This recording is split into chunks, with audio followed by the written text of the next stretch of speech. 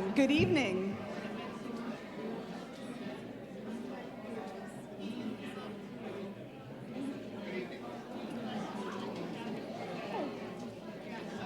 We're going to go ahead and get started if people can take their seats. You're welcome to bring refreshments and deliciousness in with you.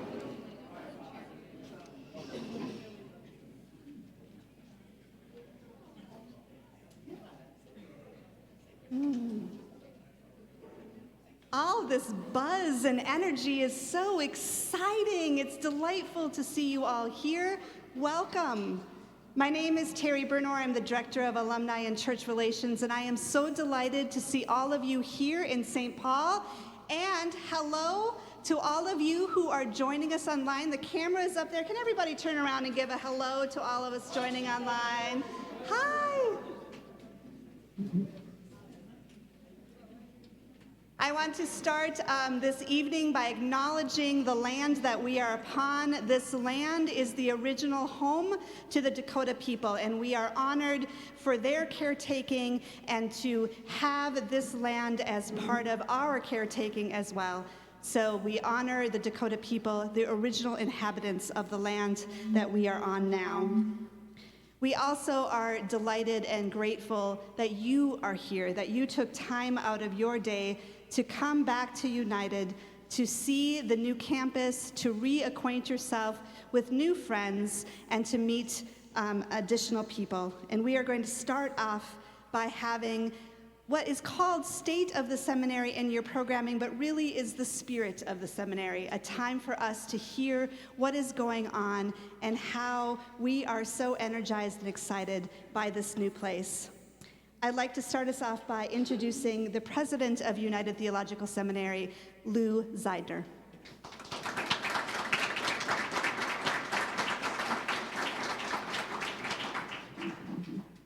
Thank you all for being here. We are so excited to show off our new space. What do you think of our new digs? This is the culmination of an 18-month project where we did a lot of listening to alumni, listening to students, prospective students, faculty, staff, and taking all that in and trying to process all of that into a space, and this is what resulted. So thank you to all who gave their ideas and worked hard to do this. It took a lot of planning, a lot of logistics, and it's starting to feel like home. The art's on the wall, and it's starting to feel like it's our space. We've been in the space for a little less than 2 months, and it's alive. The same like you've experienced as you've walked around. The energy is high. Lunchtime around here is very alive, which feels good. For those who remember, there were 3 reasons we made the decision to move the campus. The first was that older buildings take a lot of maintenance, and we didn't want to spend as much on maintenance as we did on students and their education. So one of the move gave us new space, and our lease takes care of maintenance. The second was that students in 2019 expect a technology that allows them to study, whether they be here or whether they be distance education, with the same kind of experience regardless of where they are. So that whether they're in the classroom or in the chapel or in the intersection, that they have the abilities to interact with their fellow students, faculty, and staff as effectively as they can if they're in residence. And the third was that we wanted to be more proximate to other organizations with similar missions, whether those were social service agencies, whether they be faith communities or arts organizations, and there were few spaces better than along this strip of University Avenue. It's a vibrant, high-energy area, and we are already seeing the fruits of that intersection as we interact with our new neighbors and begin to find ways to partner and do things in concert. There are several anecdotal kinds of examples of why this is working for us. We had a faculty interview week before last, and we were part of the faculty interview. We're hiring a social transformation professor that I know Kyle will talk more about. And part of the interview process is that the morning of their interview, they come in and they give a lecture. And they give a lecture in one of our classes, and students and faculty and staff will all participate and give their sense of how that experience was. And what was different now than has been true in the past is that all of our distance students were participating as well. And some of our most best questions, if you will, for some of the discussion came from a distance.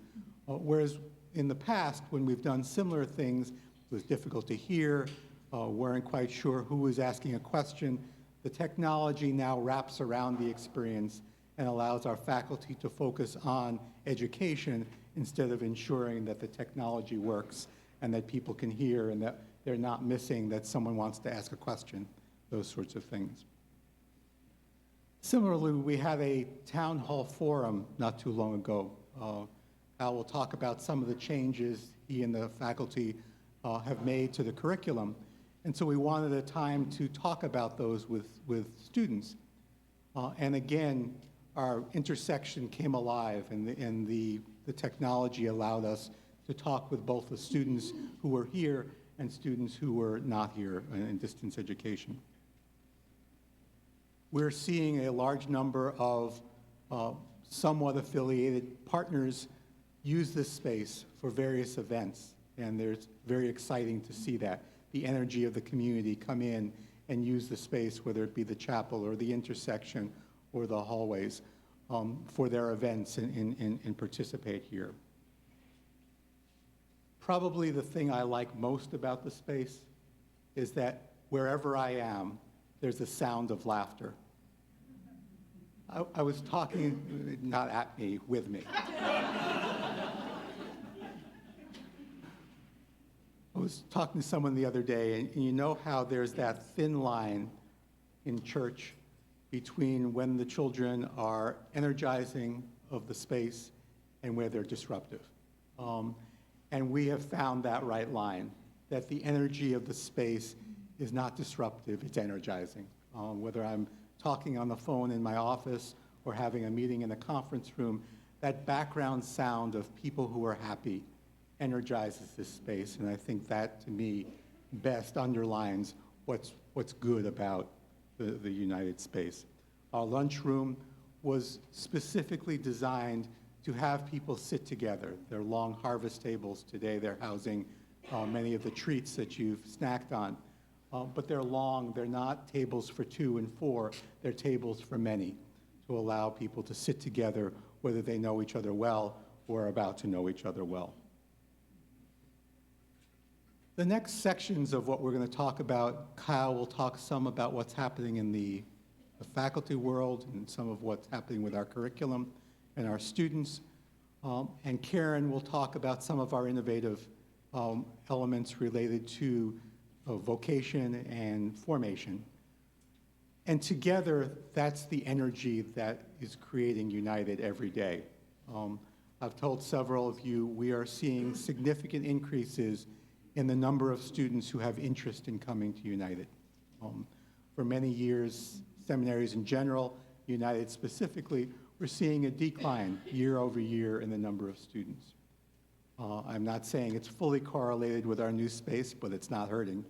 But more people are interested in coming to seminary.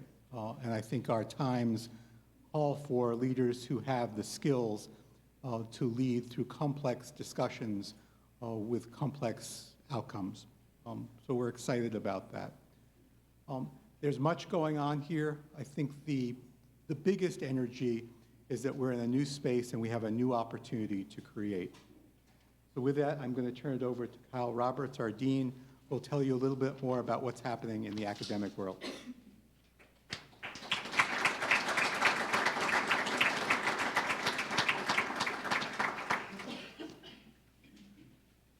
Thank you, and again, welcome. We're very excited to be here, enjoying the amazing classrooms, the new technology that Lou mentioned, which we're still getting used to. And of course, what our faculty love most of all, shared offices. They specifically asked for that, so we built it around that. Zoom, which is our video technology, allows us to bring in students remotely. Students have described our educational experience with Zoom with the distance students as immersive. I've heard that on more than one occasion. As the distance students feel more present to the in-class students and vice versa. This is probably also a good time to say that we have applied to our accreditor, ATS, for an exemption to our residency requirement, and that was approved. Yeah, so we now offer a completely online or completely distance MA, MAL, or MA in Leadership, and MDiv, with a reduced residency DMin, which still has 3 hybrid courses required. That doesn't mean, however, that we're going to stop offering hybrid courses because our students have asked for those as well as an alternative scheduling option. Just makes life easier and allows our distance students to come here for an intensive period of time. But it gives us more flexibility in how we do that. We've also completed, as Lou mentioned, our curriculum alignment process, which was about a 1.5-year process of taking our curriculum and orienting it to grounding it in our outcomes, which the faculty determined are significant for us, important for us to assess, ensure that our students are achieving these outcomes in our curriculum. Even now, we are meeting with students to map out their future life with us in terms of the curriculum and making sure that they have the courses that they need when they need them in coming semesters. We have also a course schedule for the next year available to our students. Our faculty continue to do excellent work, both inside and outside of the classroom. I'll begin, if I may, with Jennifer Oz Freeman. I sent out an email saying, tell me a little bit about what you're doing, and so this is some of the stuff I got back. Jennifer is currently focused in her research, and she is, by the way, our professor of theology and the arts, on pedagogy, teaching methods, racism, iconography, and power. Last November, Jennifer contributed to a plenary panel at the Religious Education Association annual meeting called Beyond White Normativity. She presented a paper called Engaging Art to Teach Theology at the American Academy of Religion. And she's been invited to present at the Louisville Institute as well as the Oxford Patristics Conference in August. Are we going to let you go to all these things? How are you going to teach? She's currently working on 2 book projects as well, so she is staying busy, both inside and outside the classroom. Demian Wheeler has a co-edited volume, Conceiving an Alternative Philosophical Resources for an Ecological Civilization, which will be published this spring. And his first book, Religion Within the Limits of History Alone, will be out in early 2020. Demian and I, coincidentally, have been brainstorming whether we might co-author a book together, which we've tentatively titled Reimagining Liberal Theology, a post-evangelical, post-Christian dialogue. Oh, we are. I thought this was just one of the things we talk about, proposing and so on. Demian's elective courses continue to be a big draw for students, with his current God class filled up and his recent Black theology class both making an impact on our student body. Students even emailed me to let me know that the Black theology course has been one of the most impactful experiences they've had in seminary. Io Utunde, our professor of interreligious chaplaincy, will be presenting at the Association of Professional Chaplains Conference in June on the topic, Think Like a Lawyer, Act Like a Chaplain, and her book on Buddhist-Christian dialogue as it relates to spiritual care for transgender people will be published by Palgrave Press. She continues to lead the interreligious chaplaincy program and teach courses with enthusiasm. At least twice last week I walked by her classroom, and now you can see what people are doing. To see students dancing. I don't know what that was about, but it looked like fun. Carolyn Pressler has been teaching Psalms for 6 weeks to a group of women at Pax Christi. The Bible study has been going on for over a dozen years and has about 100 participants. That course will feed into her Love Song to Lament elective course offered next spring. She's taught the Intro to the Hebrew Bible over a couple of weekend intensives at the Wisconsin Lay Academy, and her research continues to center on gender and Pentateuchal law, with an article this spring on the Hebrew Bible and ethics, and she continues to explore what it means to teach the Hebrew Bible in a classroom context, which increasingly includes a religiously diverse student body. Samuel Subramanian has finished a major book review for Biblical Interpretation Journal on a book about the birth of Jesus in Matthew's Gospel. It's not about my book, so I'm not going to give you the full title of it. He is currently working on a new book on the four Gospels, or a new book called The Four Gospels, an introduction to be published by the United Methodist Church General Board of Higher Education. He's at work on another monograph on Matthew's Gospel. And last summer, Samuel traveled to the Philippines to teach at Union Theological Seminary in Manila, where he taught the letters of Paul. He's currently teaching the Synoptic Gospels and World Religions here at United, and will be organizing a study trip to India in summer of 2021. Some of you might be interested in that trip. I also want to point out the work of one Dale Dobius. Is he somewhere in the vicinity? Dale is technically considered faculty, but that's not why I'm going to mention him here. I'm going to mention him here because he did a Herculean job in organizing the move of the library from New Brighton to our current campus. He was sweating most days that he was here, that I saw him, and was able to pull together a cadre of volunteers to help him do that work. And I just think, even if he's not here, he's around, but if he's not here to hear it, he'll hear it in spirit if we give him a big round of applause, I think.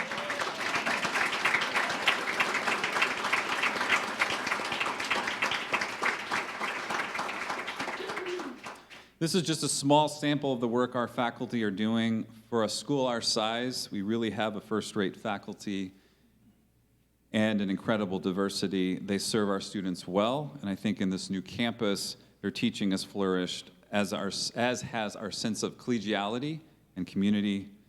As Professor Eleazar Fernandez put it recently, we no longer have any place to hide. I think that's intended as a positive comment. I will say also that we are adding to our faculty as we continue our search for a new professor in the area of social transformation. We are midway through that search, having had 2 candidates visit campus, with 2 more coming this Thursday and then the Thursday next. We hope to have this candidate selected and hired by July 1st of this year. I am honored personally to be a part of United's present, to know all that United represents in terms of its past, and I'm excited about the future that's unfolding before us as we step into where the Spirit is leading us next. Thank you.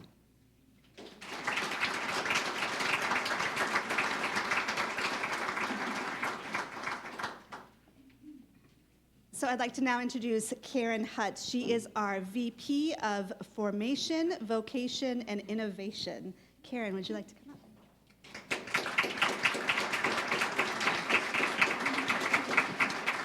Good evening. I'm the TION VP, Formation, Vocation, and Innovation. It's sort of a very new department, and I want to also say that I share the leadership in that department with John Lee. John, are you here? John, will you stand up, please? John is our chaplain. With Greg Milan, who is our vocation and contextual education person, who's not here. Andrea Sorum, who runs all of the music and worship stuff. Stand up so we can see you. And Kimberly McLaughlin, who is one of our assistants in student services. Kimberly, where are you? She's not here. Okay. Well, I just want to acknowledge that this is a real team. And together, we're responsible for the non-academic development of our students. Together, we are creating here at UTS a student-centered, student-focused culture of affirmation and challenge that encourage our seminarians to use multiple lenses to discern and seek clarity about their ministry paths.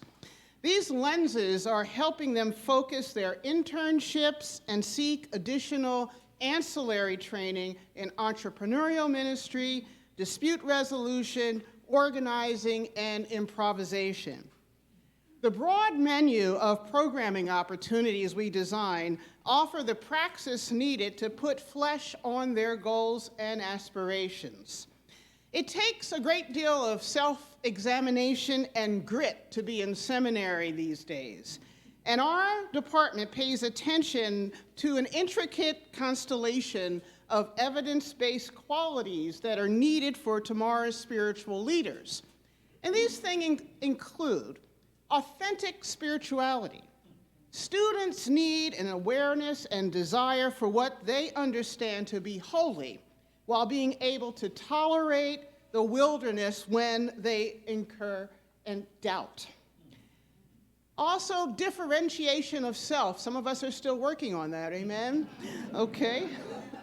Students need to develop an appreciation for healthy boundaries while being able to care for self and live in thoughtful community with others. Moral imagination.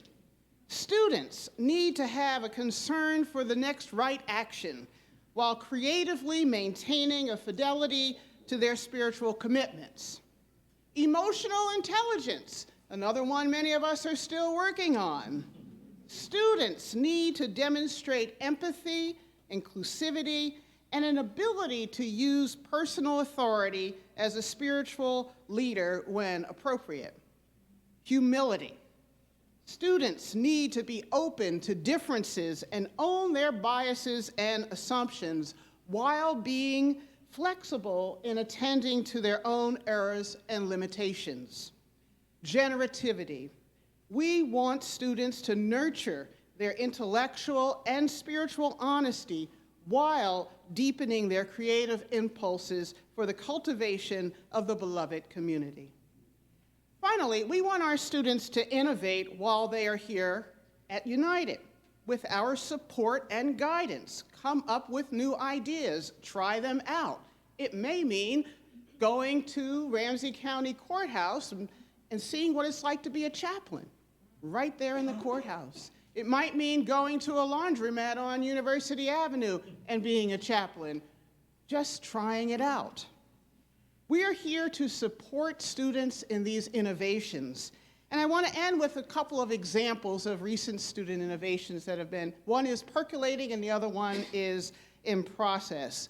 I want to share a story of Meredith. If you're watching from Tennessee, I'm going to talk about you.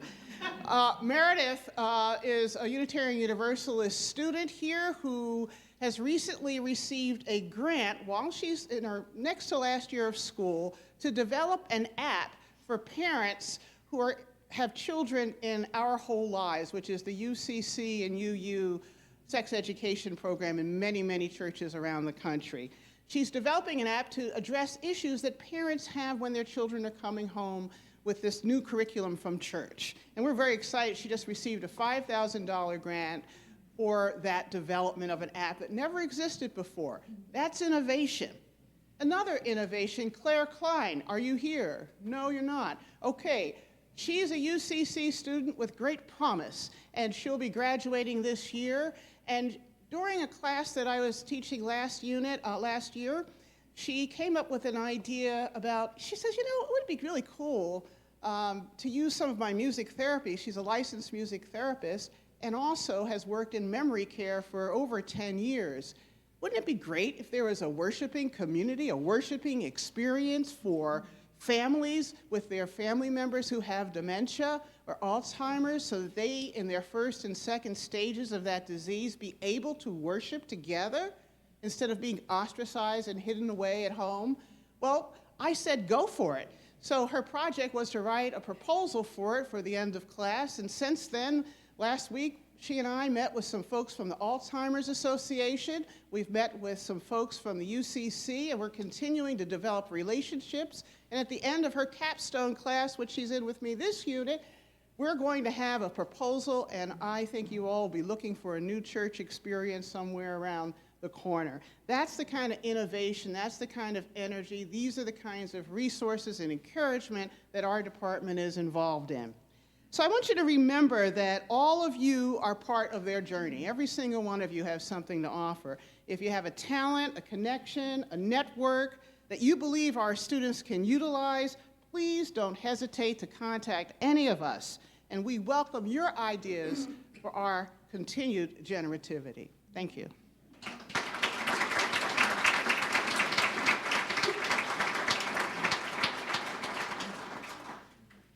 Thank you all for those words. We're going to open up for a time of questions.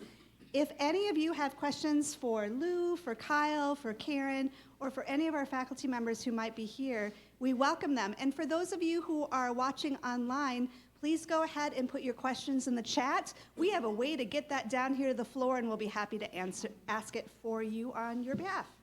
So, does anyone have any questions?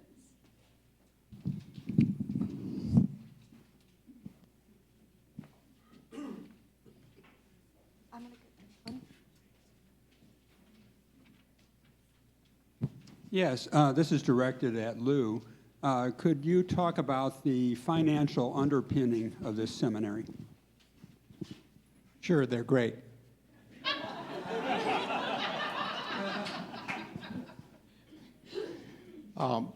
As with any of the progressive seminaries right now, they're a challenge. And the biggest driver of that for most seminaries, including ours, is the drop in number of students. So the single biggest driver that we're working on is to increase the number of students we're serving, and we have a very solid plan going forward. We expect to increase our enrollment by 25 students, roughly 25% in the next year for this coming fall. Additionally, we depend largely on advancement dollars, generous donors who give us money, and we have an obligation to show folks that we're using that money well. And so we're working diligently to show how does that money turn into productive work for our students, and some of what we've described today works in that way. In terms of the physical plant, the change in campus, we sold our physical plant, and we have committed to using that money as a unrestricted endowment, and that the only dollars that we will use from that are those that it earns. So we will not dig into the corpus of that to allow us to sustain over time. We have a plan over the next 5 years to become able to our expenses to equal our revenues, and we believe we will get there.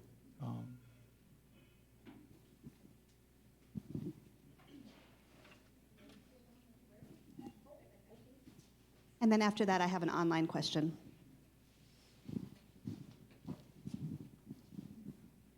I'm just curious, what does it take for a student, let's just use, for instance, a MDiv student, what does it cost that student to make it through 3 or 4 years, whatever it might be? How much do you help them with it? How much do you need to run a person through here to come from the outside? Sure. So the average student pays about 50 cents on the tuition dollar. And that's an average, so there's a range. But on average, our scholarships, which are funded largely by our donors, cover the other 50 cents on the dollar. Of that 50 cents that the student pays, some of that comes out of loans, some of that comes out of other assets. And we work with them to ensure that their means and their debt service are all lined up such that we're not graduating students with more debt than they need. In terms of what the actual dollars are, our average student spends about $5,400 a year in seminary, and that would be roughly a 3 to 4 year curriculum for a Master's in Divinity, somewhat less for a MA or MAL. So we have a question online. They want to know, in what ways is the seminary engaging with the new neighborhood, or what are the plans for the future? Well, prior to moving in here, I spent almost every Friday over here pretty much meeting with lots of different nonprofits, sort of finding out who is doing what around here. And one of the things that we've been able to sort of discern already is that people are glad we're here.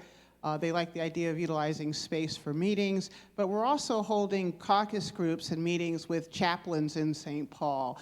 We're developing a CPE program here that's also going to be in partnership with Episcopal Homes and Hennepin County, and we're actually going to be talking to Regions about being partnered with them to provide training opportunities for our students. So in addition to that, we're also going to have a caucus and a group of artists here to talk about the arts and theology program. So in every discipline, whether it's justice workers, where it's community folks, we're looking to build relationships. Also making the space available. There's an African American Women's Theological Collective that's utilizing our space for free on Saturdays once a month. We're going to have a program here called Caregivers and Changemakers, and I want to encourage clergy particularly to participate in that. We're going to open up the place on Wednesday when we don't have classes to have clergy and activists and change makers and chaplains and people who are involved in nonprofits to come here for care. Healing touch, Reiki, yoga, art activities, singing, just a place for the people who do all the caregiving and all the work in the world to come, and as well as our students, to get some care. So, but also it's an opportunity for people to network and to build relationships. So we see ourselves very much as a future community center for a broad range of nonprofits and caregiving organizations and groups. Where? Oh, okay. Given all the creativity that is encouraged for students, I'm wondering, how does the placement process work? How do students find jobs, and how do they move into all these different creative new areas?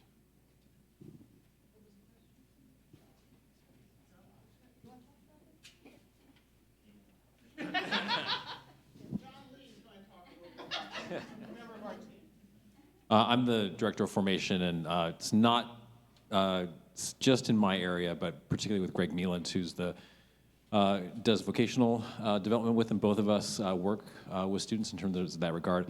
A lot of our students, specifically from denominational standpoint, there are things that the denominations want for congregational ministry that we continue to walk with them really from almost the beginning in terms of what those requirements will look like. Fulfilling those objectives, as well as Greg works more so in terms of their contextual placement within congregations, doing internships, as well as the CPEs that they would do, clinical pastoral education, which is for their units. Usually the denominations require at least one unit of that. For chaplaincy students, it's a beginning and continual process of making connections and doing both their CPE units as well as their residency, which is a longer term placement, usually for at least 4 units in that time. So as this unfolds, it's making these connections where Karen was a CPE supervisor, will be a CPE supervisor again, as we have a site here through the seminary in conjunction with Episcopal Homes. So they'll be able to, some students will be able to participate in that, constantly finding these connections within these other sites, both here as well as for our distance students, finding, I'm constantly amazed because I've only begun this job, have been in the seminary for a while, but began this job in the last year. But the reach that particularly Karen and Greg and other folks within the community have nationwide even to make placements and get connections for folks to get particularly the training that they need, but also the networking that is available to them in these particular sites. We're trying to track, I think at this point, our placement success rate for students. If you're an alum, I'm hoping you got a job after you graduated. Thank you. But even more so, that we need to know that we're effective in terms of how we're doing this. That's all I can really speak to, but in terms of what that will be, and Kyle can give you more. Yeah, just a quick follow-up on that. We have sent out recently a alumni job placement survey, and we're actually quite pleasantly surprised at the results that came back from alumni who answered that the vast majority of alumni reported finding a job within the ministry field that they were seeking. And I think it had even something to do with like a job that actually paid something. So it wasn't just, it was gainfully employed within. So sometimes you hear these dire statistics and so forth, but we're actually doing for 75% at least, and I think it was even higher than that. So we'll keep tracking that number. The last piece I wanted to talk to, and Karen can speak more to this if you have time with her, but as many of you know, particularly in terms of where our denominations are, I'm an ordained Presbyterian pastor. Seeing this within our own denominations in terms of the retraction, in terms of number of congregations, number of placements, there is still a yearning, the spiritual but not religious category is growing. There is still this yearning in terms of what it means to have the deepest essence of our being show up, that searches for meaning. We're finding more and more, particularly both in our field, but probably more, I think, in the whole general economy of the gig economy, where you have to cobble together and kind of hustle your way through. Now, she mentioned particularly this entrepreneurial ministry. And I'm just looking at some of our students right now who are entrepreneuring their way through their own life to get here, but then how do they amplify what they carry with them? How can we make connections and help them with connections, particularly this Caregivers and Change Makers Wednesday, where it's like we want to be literally the, I don't know if it's a bad analogy, but this kind of watering hole where people come and congregate. Or in some ways, we won't be at each other's throats like prey or predator, but we will have a chance to be together, to get nourished together, to care for one another, to find ways we can collaborate and cross-pollinate with one another in connections, particularly as I was telling some folks, that we already as staff are doing, because we're bumping into each other. And like I said to somebody, I have to literally leave here to get my work done, because the other work that happens in terms of the generativity of jazz, of collaboration, is already happening here. We want to amplify that for our students, which is so both the formal processes, but also the other environment to create and to build something new, which we don't even know yet, particularly with this, as far as the changes in our economy and changes within this gig culture, what that would look like. But we want to equip them in many ways for that too. I'm hoping that answers the question. I'm not sure that's. Here you go.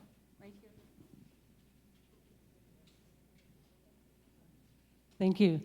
When I hear the creativity from the three of you specifically, Lou, in the sense of moving to this campus and the radicalness of this and the courageousness of this as well at this moment. And Kyle, when I hear of the various classes that are being offered and also the books being written, which I'd love to read some of them, I hope they get written. And Karen, when I hear of the innovation that is happening, that really excites me. And I really support all of that.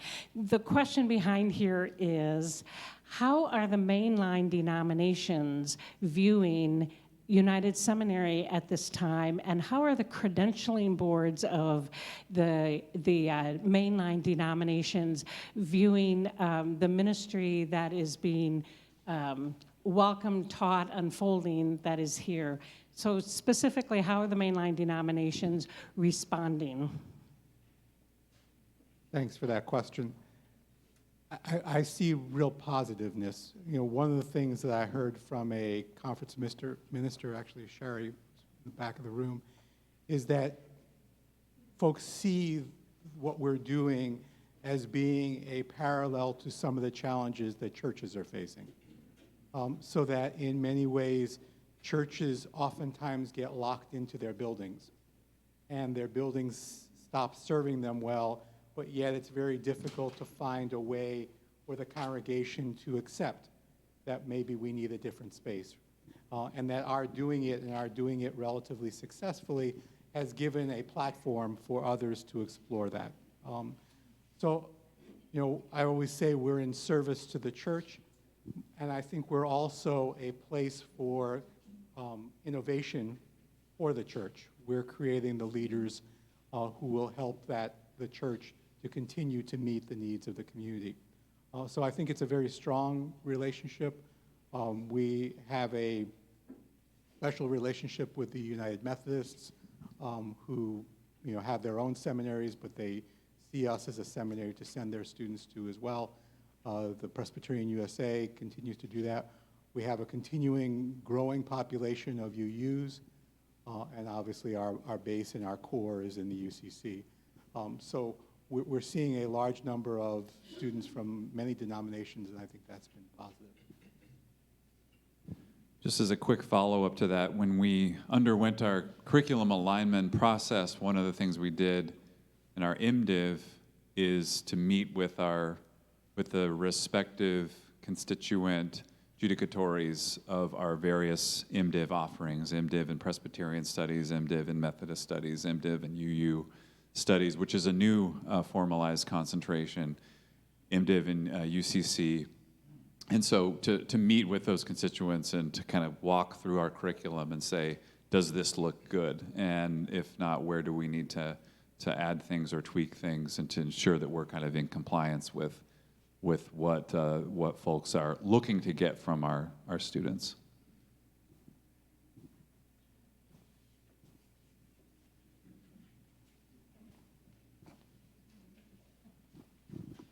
Could you speak to the place of art and music in the program? Thank you for that. Art is at the core of who United is. You'll notice that even as we've designed this space, our innovation in our art space is directly connected to our chapel. The shape of the space is an L. And you probably came down the short leg of the L, and the student wing is the other side of the L. And the intersection of those two legs of United is the chapel and our intersection, the space where we do art and innovation. Additionally, we, this year, as I think Kyle mentioned, hired a professor of arts and theology, Jennifer Oz Freeman, who's in the back. And part of that was to make clear that it's an academic discipline, and it's an academic discipline at the core of who we are.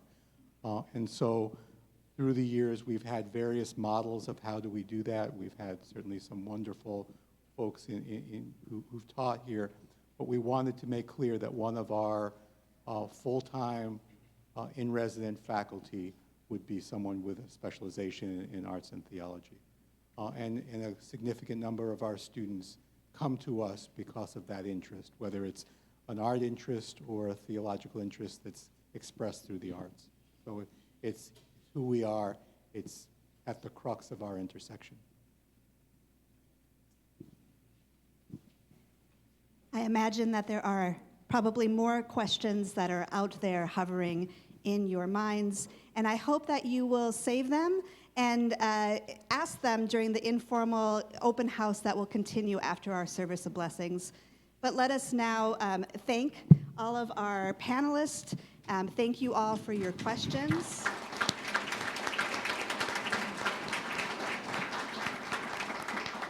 And let us move into a time of worship, a time to bless this space, to give and receive blessings. For those of you who are getting hit by the sun on this side, please feel free to relocate yourself if that would make it more comfortable for you. And I would like to invite one of our students, Leticia Mariello. Did I say that right? Moriello. She is going to help transition us into this time of worship.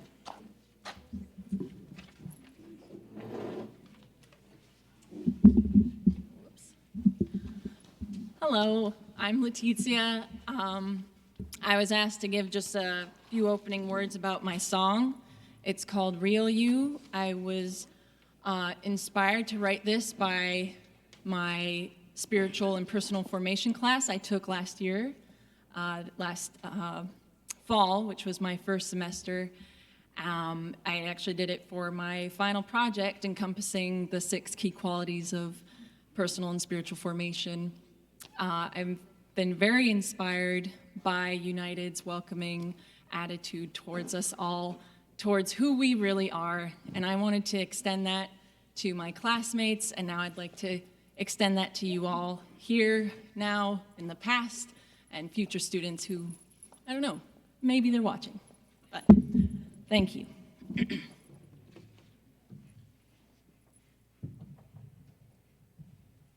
Sorry, gotta get this microphone.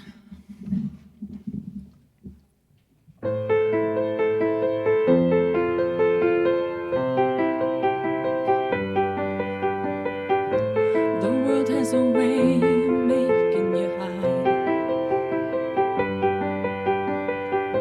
feelings and dreaming they're best kept inside.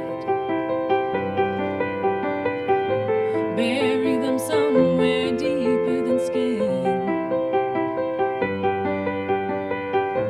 but they don't know what strength lies within. So remember, dear, you must keep trying. Hope is like the dawn, comes up like a fire rising when we think the light is gone. And then comes the sun when all's said and done. So I say, be the you you're meant to be. Make the world you wanna see. I wanna see you finally free. Break the chains of reality. When they judge, when they nag, share your gifts and fly your flag. Easier said, harder to do, but I believe in the real you.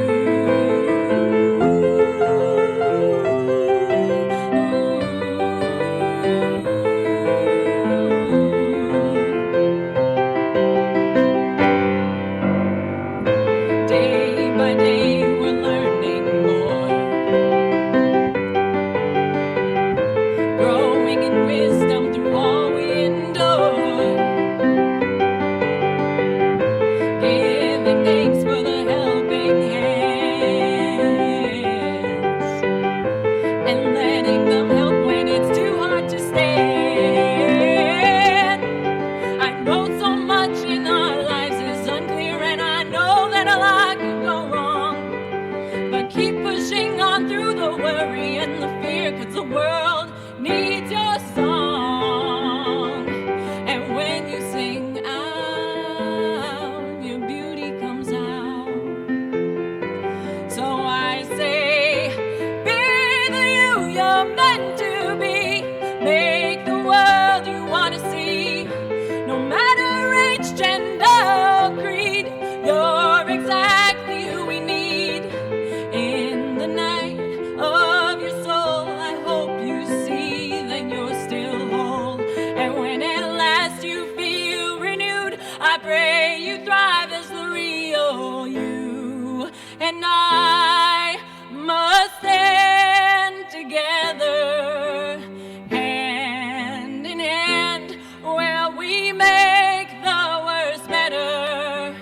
Hate cannot win when we finally begin to live as who we are instead of living just to win, living just to fit in.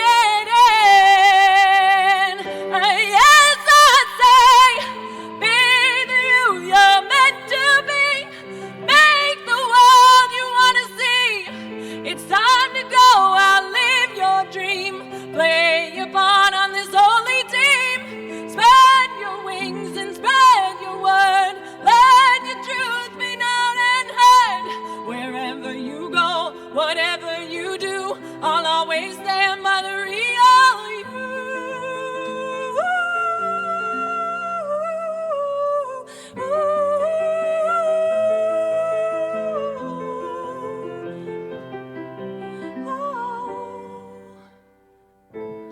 The real me believes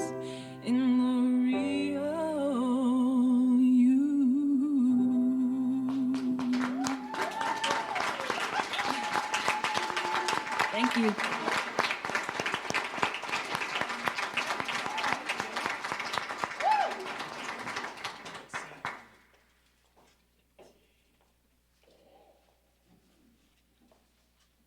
So it's church time, so let the church say, Amen. Amen.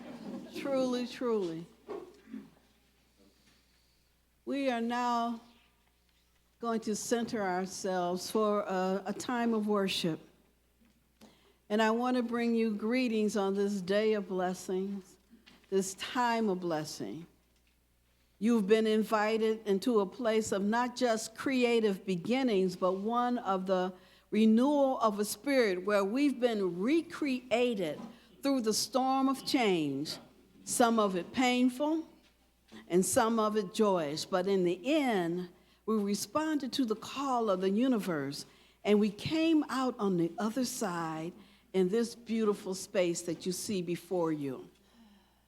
In his book, The Spirituality of the Psalms, Walter Brueggemann compares our lives with the Psalms, as some of the sections there are of praise narratives about the goodness of God and the universe and how this surrounds and protects our normal for us. He calls it a life of orientation. This reflects who we have been at United Theological Seminary over the many years.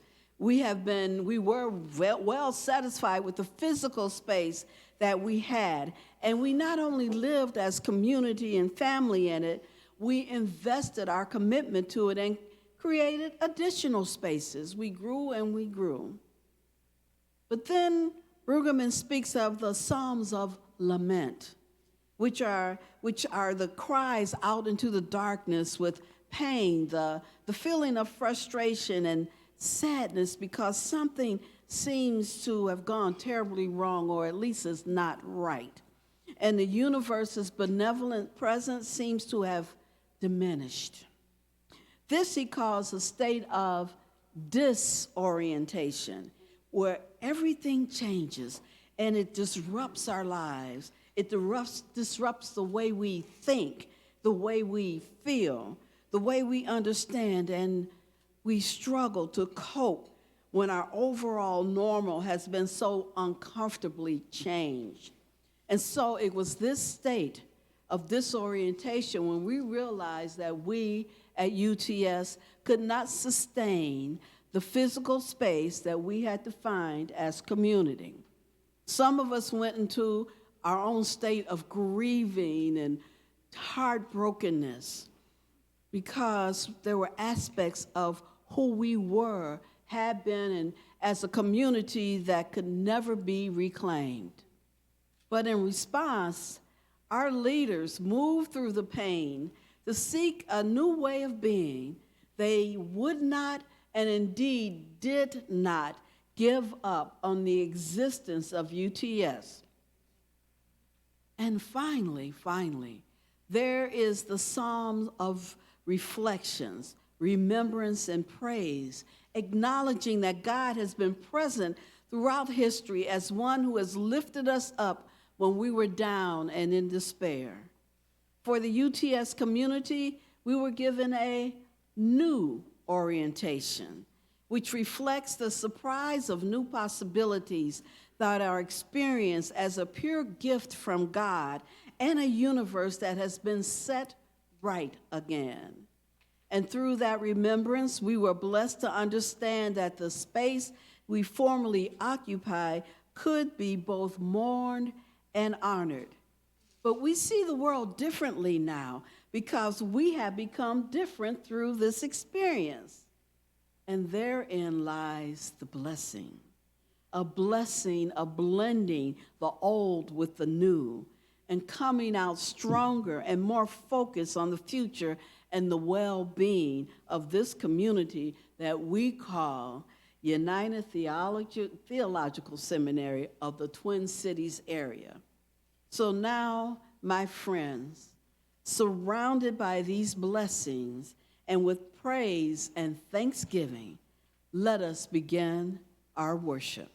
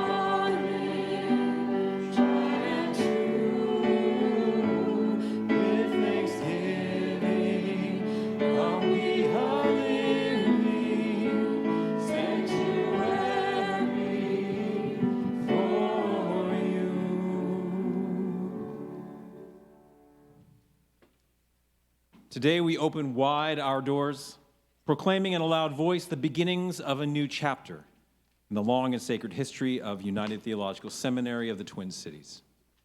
Today we celebrate a new home base in which United will continue its innovative and faithful work while also remembering the home that we have never left, the home that travels with us, the community that is our seminary that you all have partaken in, have constructed, have left, and that we now continue with our new students, our new faculty, our new administration as well.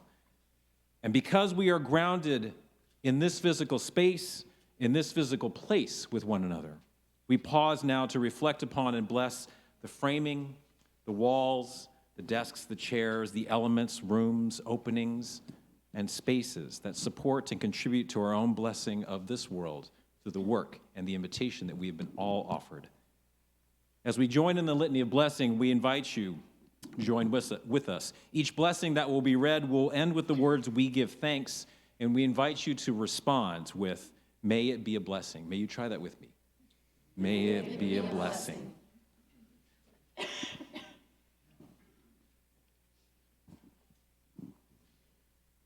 We bless the entrances to this campus. May the thresholds welcome all who feel called, all who have questions, all who seek wonder, all who seek a community. We give thanks. May it be a blessing.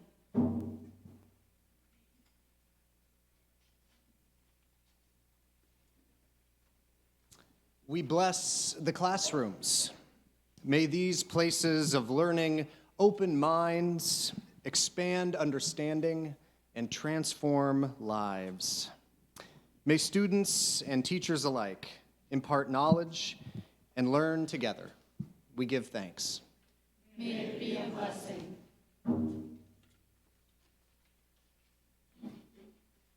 We bless the chalice and communion ware that feed our souls. We bless the cushions and chairs that support our meditation and prayers. We bless the spaces that enfold us as a spiritual community. We give thanks. May it be a blessing.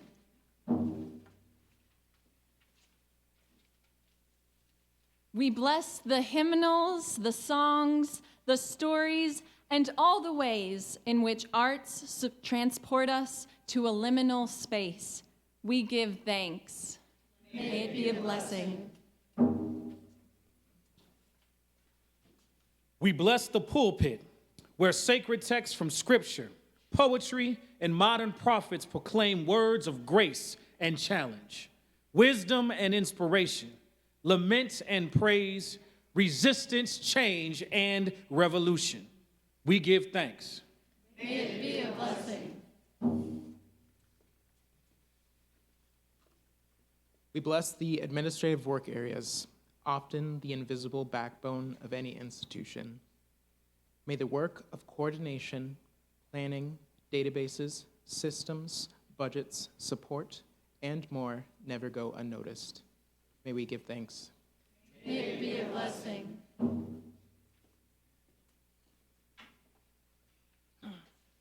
We bless the faculty offices. May they inspire scholarship and innovation. May they welcome mentoring, relationships, and conversation. May they serve as a springboard for engaged teaching in new and creative ways. We give thanks. May it be a blessing.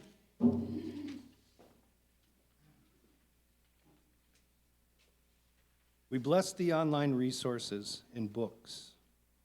May the words of classic theologians continue to come alive in new ways. May we heed new and powerful and important voices which span a multitude of identities, cultures, backgrounds, and experiences. We give thanks. May it be a blessing.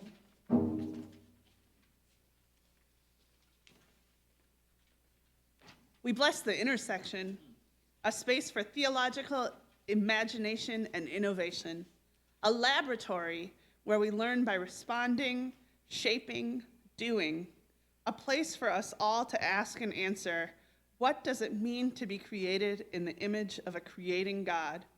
We give thanks. May it be a blessing.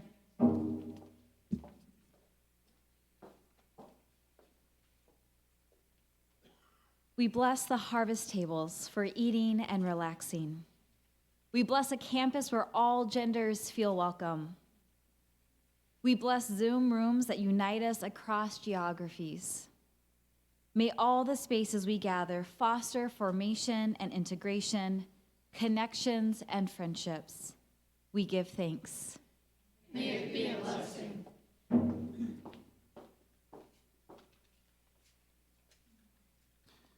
We bless the terrace and all that will be revealed when the snow passes. I was going to try not to laugh at that part, but thank you. Eventually, when it passes.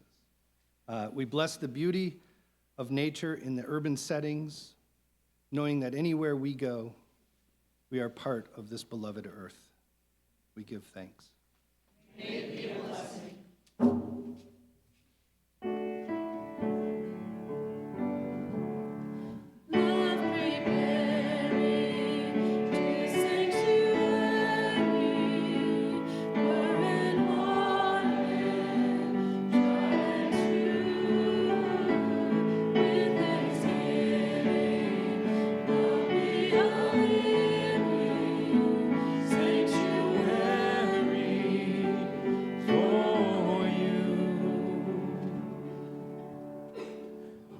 We also know that United is more than this location on Eustis. Its reach and relevance go far beyond these walls, as it did when we were on 5th Street. It is our people, our faith, our values. It is our purpose, our commitment, our witness. And it is our work that brings United out into the world, as you have, as we will. Let us offer our blessings for United's connections and community together.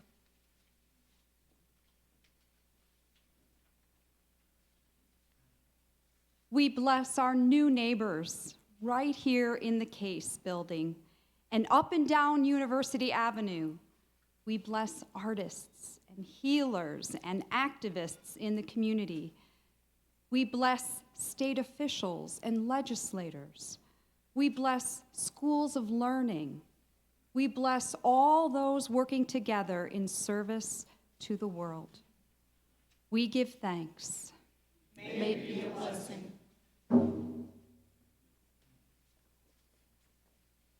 We bless United's ecumenical community and interreligious relationships. May the expressions of diverse community, the resonance and dissonance of many traditions, assist us in reflecting on our own journey of faith and understanding. May the abundance of sacred narratives be a gift of discovery in how our paths are woven. We give thanks. May it be a blessing.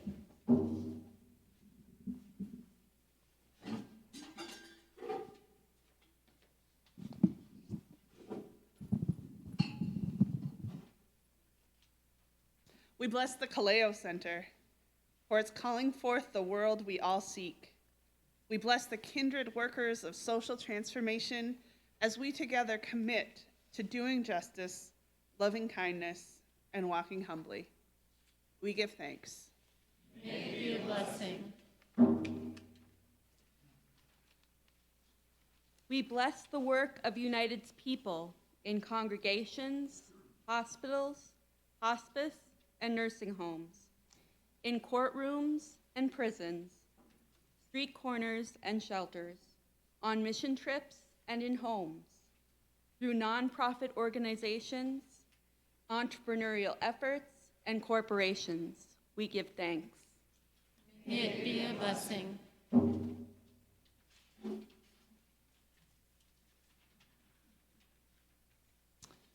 Near and far, let us bless our work as pastors, preachers, leaders, spiritual directors, artists, organizers, and in all of our holy acts of resistance. Let us also bless our companions on the journey who teach, minister, lead, care, pray, and rise up. We give thanks. May it be a blessing. And may our blessings become part of the universe and be a real reminder of United's impact on individuals and communities. As we call upon the fierce and mighty Spirit, may she blow through this place and bless us all. We give thanks. May it be a blessing.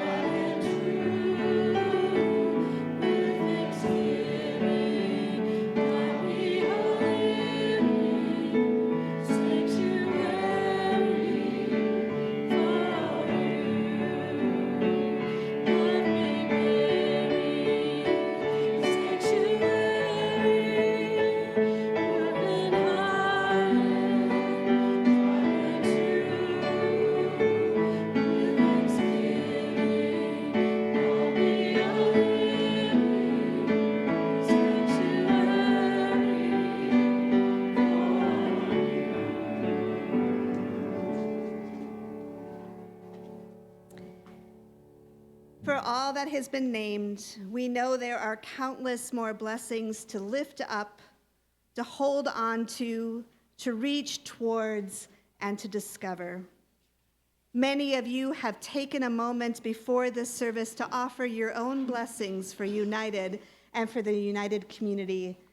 You've attached them to these balloons that we are valiantly trying to get off the walls. Let these blessings surround us, and please let us release them into this room. Let them spread all through the ceiling. Let them hover and surround us to remind us that these blessings have buoyancy. They are always here, always in reach, never truly hidden, aglow in their vibrancy.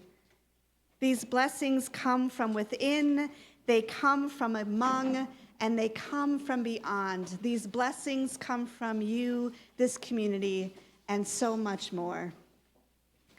Let us smile and celebrate and rejoice at our abundance of blessings, giving thanks to God and thanks for all the ways we are bound up with each other. Give thanks.